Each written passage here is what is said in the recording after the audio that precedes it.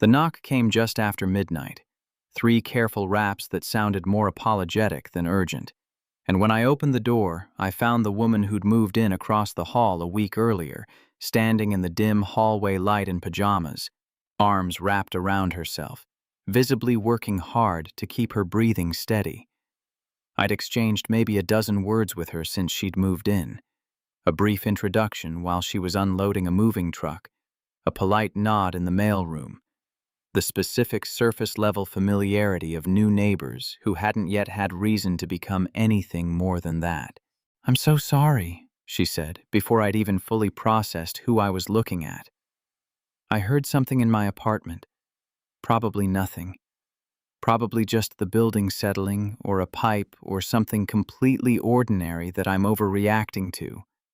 I just didn't know who else to ask, and I didn't want to call the building manager at midnight over what's probably nothing." I stood there for a second, taking in the specific, controlled fear in her expression. Not the ordinary startled by a noise kind of fear, but something deeper, more practiced, like a person who'd learned to keep her body very still while her mind ran through worst-case scenarios and opened the door wider without asking any of the questions crowding my head. "You want to come in while I go check it out? Or I can just go over there myself, whatever feels more comfortable." She hesitated, something calculating behind her eyes that I recognized even then as more than simple midnight noise anxiety. "Are you going to let me stand out here?" she said finally, "or can I actually come in while you figure out whether I'm losing my mind over a pipe?" "Come in. Sorry, I should have said that first. I'm Silas Kowalski, 30. I've lived in this building for 6 years. Long enough to know most of its ordinary creaks and groans well enough to recognize when something's actually worth investigating. I work as a high school shop teacher, a job that had taught me over the years a particular kind of patience for people who needed time to trust a process before they could actually engage with it. A skill that turned out to matter considerably more in the months ahead than I could have anticipated that first midnight. I went and checked her apartment myself, found nothing beyond an old radiator working through its usual midnight clanking, and came back to find her sitting stiffly on my couch, still visibly bracing for a different kind of news. "It's just the radiator," I told her. "Same one drove me half crazy for my first 2 months here. I promise it's not a threat, just an old building being loud about being old." Something in her shoulders released, a specific, visible unclenching that told me the fear had been about considerably more than a strange noise. "Thank you," she said. I know that probably seemed like an overreaction. It didn't seem like anything except a reasonable response to an unfamiliar noise in a new place. No apology necessary. Here's what you need to know about Marlowe Finch before anything else happens. She's 28, moved into the apartment across from mine exactly 1 week before that midnight knock, and had, I would learn over the following months in careful, gradual pieces, left a relationship a few months earlier that had taught her, in ways she never described in full detail but that I came to understand through the specific way she flinched at sudden movements, that home wasn't always a safe word. She'd taken the new apartment specifically because it was in a different city entirely from wherever that relationship had happened. A fresh start built from nothing but a lease and considerable courage. She was a careful, deliberate presence in those early days, someone who'd clearly learned to read a room before fully entering it, to notice exits, to keep her back rarely fully turned toward anyone she didn't yet trust. I noticed these things without naming them, the specific, quiet vigilance of a person who'd had to become expert at reading danger before she'd had any choice in the matter. And I understood, without ever needing it explained directly, that my job in her life, whatever shape it eventually took, needed to start with never once making her feel like she had to manage my feelings on top of everything else she was already carrying. I want to be clear about something because it matters for the rest of this story. I did not push for any details that first night, or for weeks afterward. I made her tea, mostly because it seemed like the kind of ordinary, low-stakes gesture that wouldn't ask anything of her in return.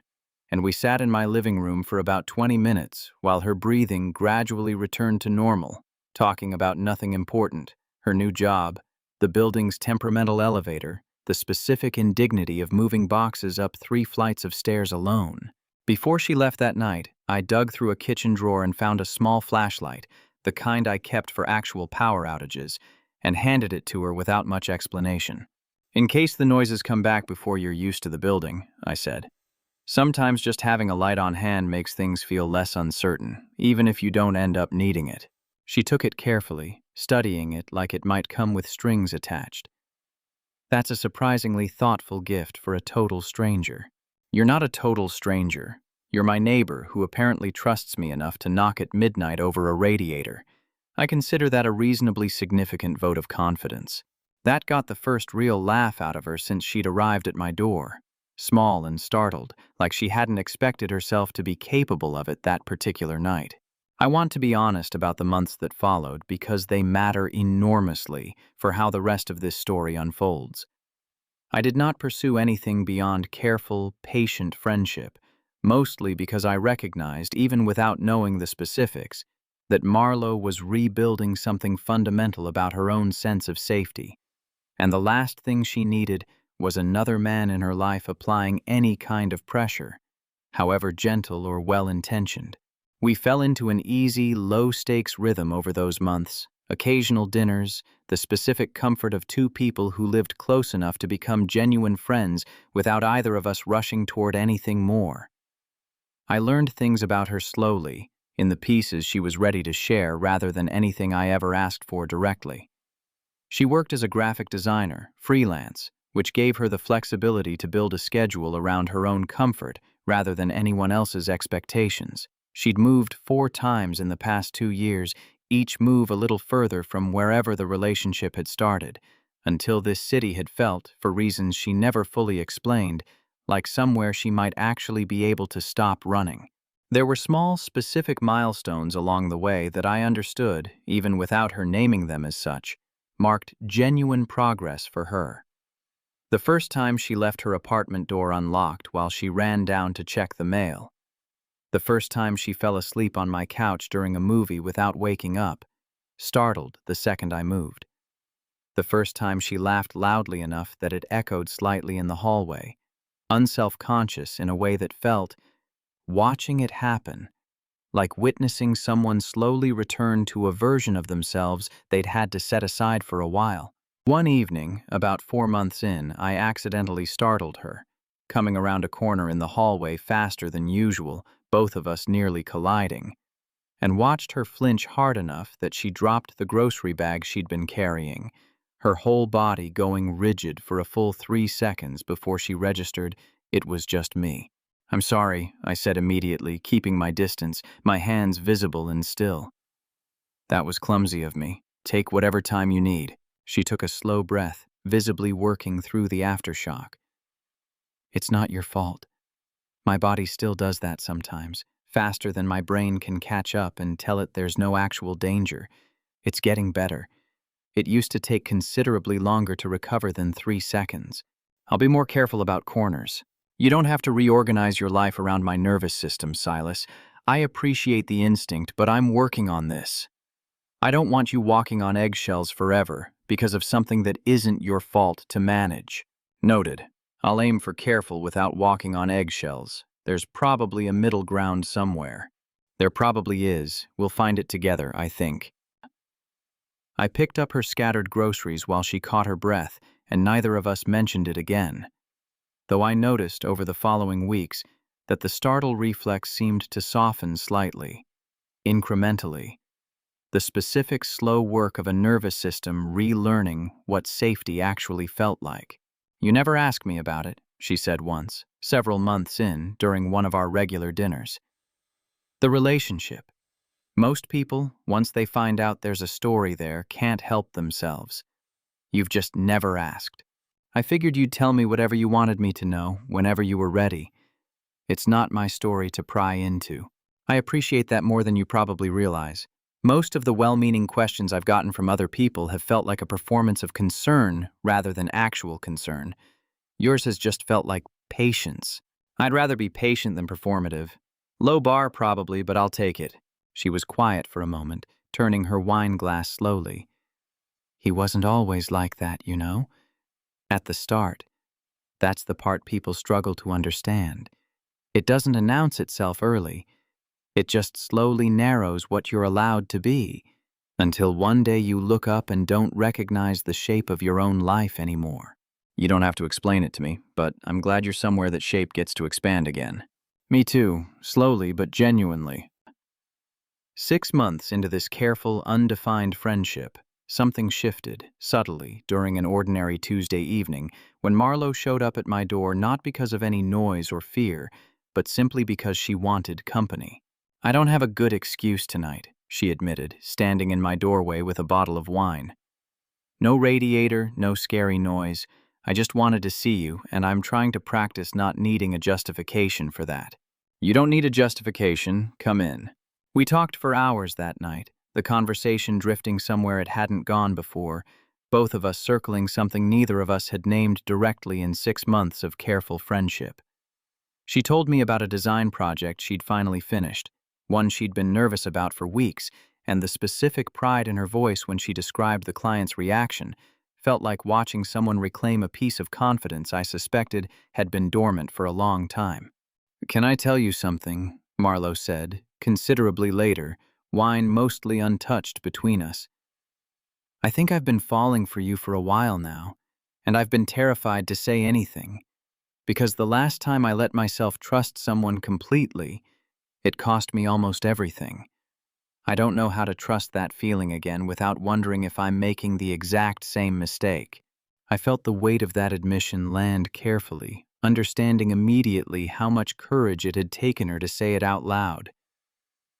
"I think I've been falling for you too," I said, "and I want you to know clearly that I'm not going anywhere fast. Whatever pace you need, however long it takes for trust to feel less like a risk and more like just an ordinary fact, I'm willing to move at exactly that speed." That's a very patient offer. "I've had 6 months of practice being patient with you. I don't see any reason to stop now. What if it takes longer than either of us expects? What if I need a full year before some of this starts feeling normal instead of terrifying?" "Then it takes a year. I'm not on a timeline here, Marlowe. I'd rather have this be genuinely right, slowly, than rushed and shaky just to satisfy some arbitrary sense of pace." She was quiet for a long moment, something vulnerable and hopeful moving behind her expression. "I don't want to rush this either, but I also don't want fear to be the only reason we don't try." "Then let's try slowly. No pressure, no timeline except the one that actually feels safe to you." We started deliberately, carefully over the following weeks, small gestures that built gradually into something more, both of us treating the relationship with the specific tenderness of two people who understood exactly how much was actually at stake in getting it right. Hand-holding came before anything else, weeks of it, comfortable and unhurried. Our first kiss, when it finally happened, was brief and careful, more a question than a statement, both of us checking in with each other in the quiet aftermath. "That was good," she said, the first time, sounding faintly surprised by her own certainty. "I wasn't sure it would be, honestly. I'm glad it was." "We can go exactly as slowly as you need from here, no expectations attached to that being good." "I know, that's actually part of why it was good." Our first actual date, formally labeled as such, rather than just another dinner between neighbors, happened about 3 weeks later, both of us treating the occasion with a kind of careful ceremony that acknowledged how significant the shift actually was. I picked a quiet restaurant, deliberately unglamorous, somewhere she'd mentioned once in passing that felt comfortable rather than intimidating. "This feels different from our usual dinners," she admitted once we'd been seated. 20 minutes ago I was nervous getting dressed, which hasn't happened to me in longer than I want to admit." "Good nervous, I hope." "Good nervous." I think I'd forgotten what that particular flavor felt like, actually, until tonight reminded me. We talked for hours, the conversation moving easily between old, familiar territory and new ground neither of us had explored yet, both of us discovering, gradually, that the careful friendship we'd built over 6 months had given us an unusually solid foundation to build something more permanent on top of. "I keep waiting for this to feel complicated," she said near the end of the evening. "Given everything, It just doesn't, though. It feels remarkably simple, which almost makes me more nervous than if it felt hard.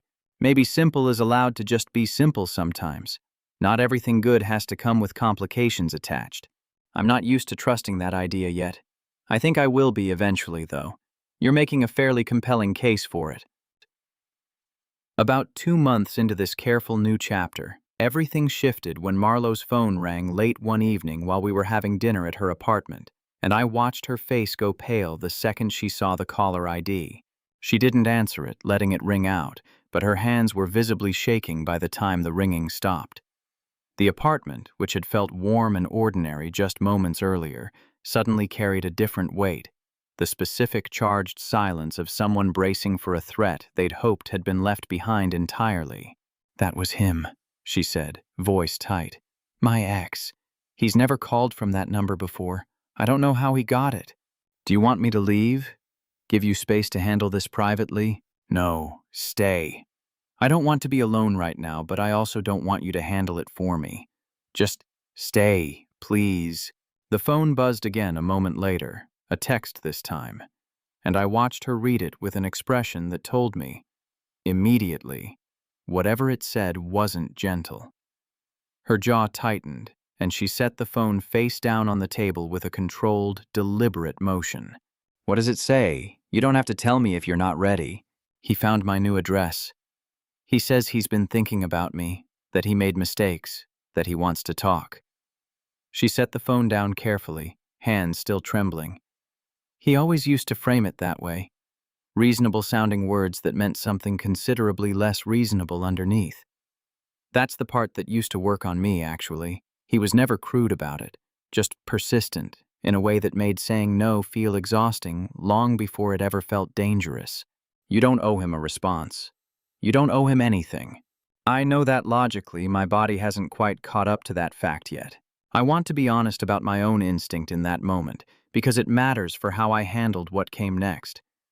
Every protective impulse I had wanted to take the phone, wanted to handle this for her, wanted to make the threat disappear through sheer force of my own intervention. I didn't do any of that.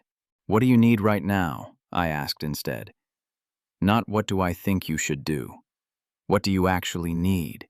Marlowe looked at me for a long moment, something steadying behind her fear. "I need to call the police and file a report, since he's not supposed to have this address at all. I need to change my number. I think I need to just sit here for a minute before I do either of those things, though, because my hands won't stop shaking yet. So, take the minute."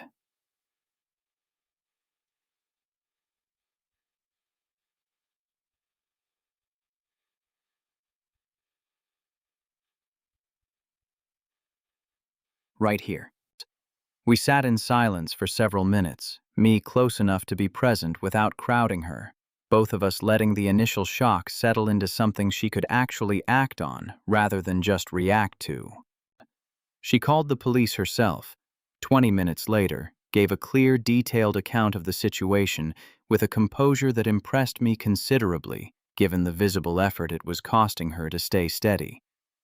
The officer who took the report was patient and thorough, walking her through the process of documenting the harassment and explaining what legal options existed if the contact continued. She blocked the number herself. She contacted her building's front desk herself, arranging additional security measures on her own initiative, requesting they call her directly if anyone matching a description she provided asked about her unit. I sat beside her through all of it, present but not directing, offering support exactly when she asked for it and staying quiet the rest of the time. "You didn't try to fix it for me," she said, once the immediate crisis had settled, both of us sitting in the aftermath of an evening that had gone considerably differently than either of us planned, empty tea mugs cooling on the table between us. "I didn't think it was mine to fix. I think you're entirely capable of handling your own life, and my job tonight was just to make sure you didn't have to handle it alone." That's exactly what I needed, though I don't think I could have told you that in advance. Most people either take over completely or disappear entirely when things get hard. You just stayed without needing to be in charge of it. I meant it months ago about moving at your pace. That includes moving at your pace through the hard nights, too, not just the easy ones. Marlowe reached for my hand, something settled finally replacing the earlier fear. I think tonight actually proved something to me in a strange way. Not that the fear isn't real, just that I don't have to face it by myself anymore, and that having someone beside me doesn't mean giving up control of my own life. That's an important distinction. I'm glad tonight taught you that instead of the opposite. Me too. I think I needed the proof more than I realized. Words are easy. Watching someone actually behave that way under real pressure is different. The kiss that followed started careful, the specific careful of two people who'd just weathered something genuinely difficult together and understood exactly how much trust that required. Then it went warm, her hand finding the front of my shirt with a certainty that had taken real courage to arrive at, and then, for one long, unhurried moment, it went past warm entirely, into something that made an evening that had started in fear feel, by its end, like exactly the right place for real trust to finally take root. We broke apart to the sound of her phone buzzing with a confirmation text from the building's security office, entirely unbothered by either of us, both of us managing small, exhausted laughs at the mundane interruption to a genuinely significant moment. For the record, I said, I'm proud of how you handled tonight, all of it. I'm proud of myself too, actually. That's new, for what it's worth. I don't think I would have believed 6 months ago that I'd get here. We took things slowly after that, exactly as we'd promised each other, both of us deliberate about building trust incrementally instead of rushing toward anything neither of us was fully ready for. The ex never contacted her again after the police report, the specific quiet relief of a threat that dissolved once it met actual consequences instead of continued silence.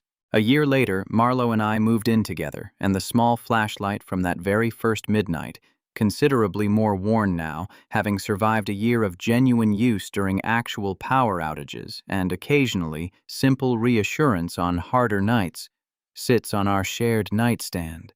No longer a symbol of fear managed, but simply a small, practical object that happens to carry a story neither of us has forgotten. The move itself required its own careful conversation, both of us talking through what shared space would actually mean for her sense of safety, before either of us assumed it was simply the next logical step. We agreed on specific things in advance, locks she'd have full control over, a clear conversation about how we'd handle disagreements without either of us ever raising a voice in a way that echoed anything from her past. Small architectural details that mattered enormously, even though they'd have seemed invisible to anyone who hadn't lived through what she had.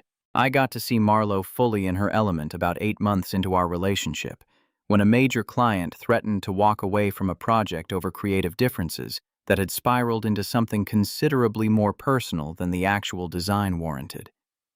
I watched her handle the situation with a level of calm, boundaried professionalism that reminded me, once again, exactly how much strength lived underneath the careful, gradual trust I'd watched her rebuild.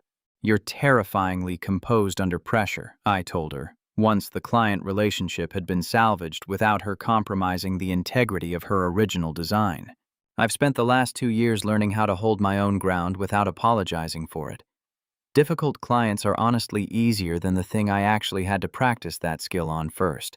I don't think you know how to do anything halfway anymore. I used to. I'm learning not to. It's a slower process than I expected, but a considerably more permanent one. Marlowe still keeps that original flashlight within reach most nights, not out of ongoing fear anymore, but out of the specific, deliberate habit of remembering how far she's come from that first midnight knock. I used to think needing it meant I was still broken, she told me once, turning it over in her hands. Now, I think it just means I remember exactly what real safety actually feels like, now that I finally have it. She started, about a year into our relationship, volunteering occasionally with a local organization that supported people leaving unsafe relationships, a decision she made carefully, on her own timeline, once she'd built enough distance from her own experience to be useful to others without it costing her something she wasn't ready to give. I'm not there for the dramatic parts, she told me after her first shift. Mostly I just sit with people while they make phone calls they're scared to make. Turns out that's a skill I actually have, thanks to a certain patient neighbor who taught me what that looks like firsthand. I like that you're using it, turning something hard into something useful. I like it too. It doesn't erase what happened. It just means the story gets to have more chapters than just the bad one. We got married the following spring, small and quiet. Exactly the kind of ceremony Marlowe wanted. Close friends, immediate family, nothing large enough to feel overwhelming. She wore, tucked into her small clutch purse throughout the entire ceremony, the same worn flashlight from that very first midnight, a detail only I fully understood the significance of. For luck, she said, when I noticed it during the reception. Or maybe just for the record. I like carrying proof of how far we've actually come. I think back sometimes to that midnight knock. 3 careful raps from a stranger who'd apparently decided, in a moment of genuine fear, that I was safe enough to trust with an ordinary noise complaint. I had no idea, opening that door, that I was about to spend the next several years slowly, patiently building a life with a woman who'd teach me more about real trust than I'd ever fully understood before her. Not the easy kind that arrives without cost, but the considerably more valuable kind that gets rebuilt deliberately, piece by piece, by 2 people willing to move exactly as slowly as safety actually requires. My own mother, meeting Marlowe for the first time about a year into the relationship, pulled me aside afterward with a specific, quiet approval I don't often see from her. That's a woman who's survived something and come out the other side stronger for it, she told me. Treat that with the respect it deserves, Silas. Don't ever make her regret trusting you with it. I don't intend to. I've spent every day since that first midnight trying to earn exactly that trust properly. Good. Keep doing that. Some things are worth the patience they require. Marlowe's own mother, when she finally visited some months later, said something similar in her own way, watching her daughter move through our shared apartment with an ease that had clearly taken considerable time to rebuild. I haven't seen her laugh like that in years, she told me quietly, while Marlowe was in the other room. Genuinely, I mean. Not the performed version she got good at showing everyone else. Thank you for whatever part you played in bringing that back. She did the actual work herself. I just tried to stay out of the way while she did it. That's precisely the part that matters most, I think. Most people can't manage staying out of the way. They want too much credit for simply witnessing someone else's courage. I've thought about that conversation often since. The specific, important distinction between helping someone and simply having the patience to let them help themselves. It's the lesson that Midnight Knock ultimately taught me, more than anything else. That sometimes the most meaningful thing you can offer someone isn't rescue, but simply the steady, unhurried proof that you'll still be standing there, door open, whenever they're actually ready to walk through it.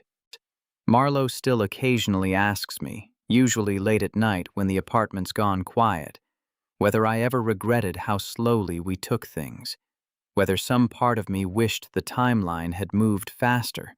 Never once, I always tell her. I gotta watch you build something real, brick by careful brick, instead of just handing me a version of yourself that wasn't fully solid yet. I wouldn't trade that slow foundation for a faster one, not for anything. Even the hard nights, the phone call, the fear, all of it. Especially those. That's when I actually learned who you were becoming, not just who you'd been before. I got to watch you choose courage in real time, not just hear about it secondhand.